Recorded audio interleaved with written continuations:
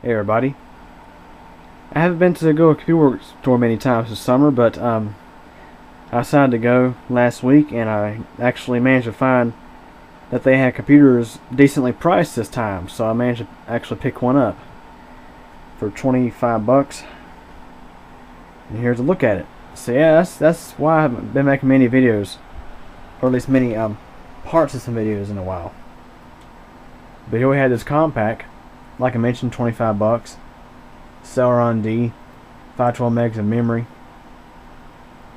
HCI Radeon Express 200 graphics. Let's go and have a look at it. Anyways, here's that price tag again. I wanted to show you something.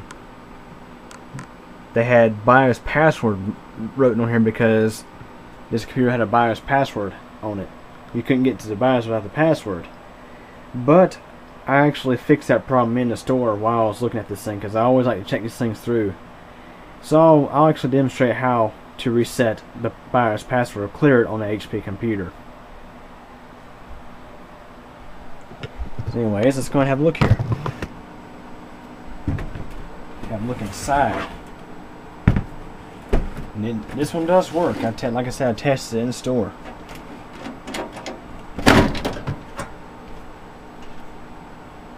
It takes DDR2 memory. Has a Celeron D processor in it. There's one bad cap on the motherboard. I have to change that out. But the board still works actually. There's a Nippon Kimicon KZG. That's a bad series. I see those fail on a regular basis. Socket 775 Intel motherboard. I believe this would run a Core 2 Duo just fine. That's actually what I got planned for it. There's a power supply, Bestech HX312Z. Decent power supply. This needs to be cleaned out. There's a lot of dust in it. This computer has a DVD-ROM drive.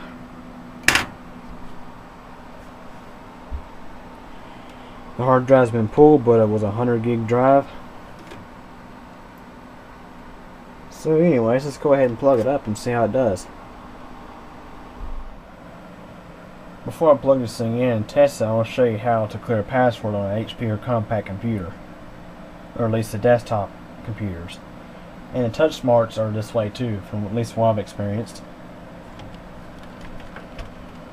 On HP motherboards, be it Asus, Pegatron, or whatever, whoever makes it, you'll have a set of jumpers. You'll have your CMOS clear and your BIOS password clear jumpers right next to each other.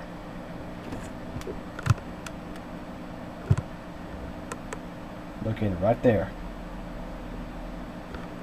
On this motherboard, the password jumper is up top. Basically, what you'll do is you'll take this jumper, the one up top, pull it out and set it to 2 and 3.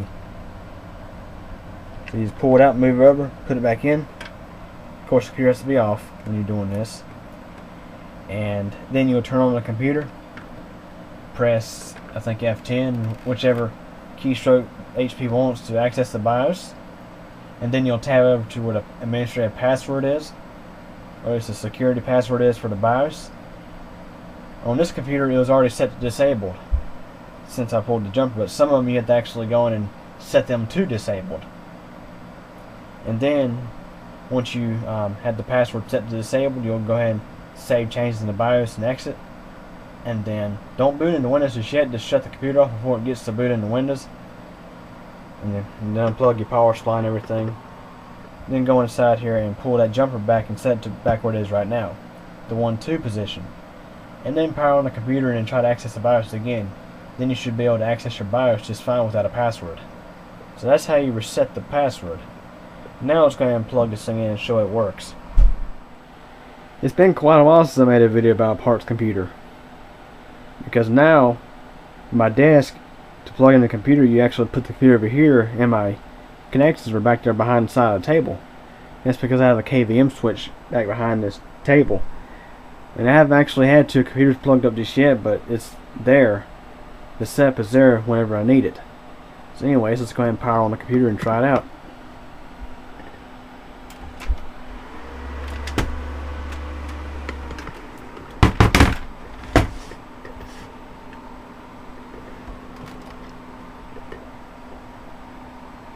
As you see, it works just fine. Of course, it's saying disk boot failed because there's no hard drive installed. So I'll go ahead and restart it and go into the BIOS.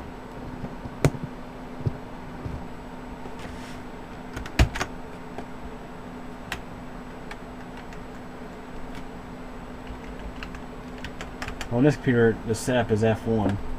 So I couldn't quite remember. Some HPs are F10, some of them are F1. Might even find a couple of F2s in there once in a while. I mentioned earlier about clearing the password. You just go over to Advanced, and the supervisor password was already set to disabled. Anyways, here's a look at the advanced settings. Currently has an Intel Celeron D processor, the 346. I'm going to drop in a Core 2 Duo processor in the system. I actually got a Core 2 Duo chip. There's hardware monitor, and of course smart fan is on, so everything's getting warm. Get your IO device configuration, all that kind of stuff. As you see, this motherboard has a TV out format. That's because this motherboard actually has, I believe, composite out. So anyways, let's go ahead and get out of the BIOS.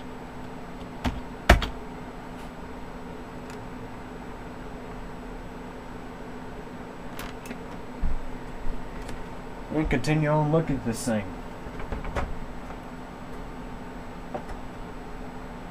And believe me, it has a ton of connectors on it.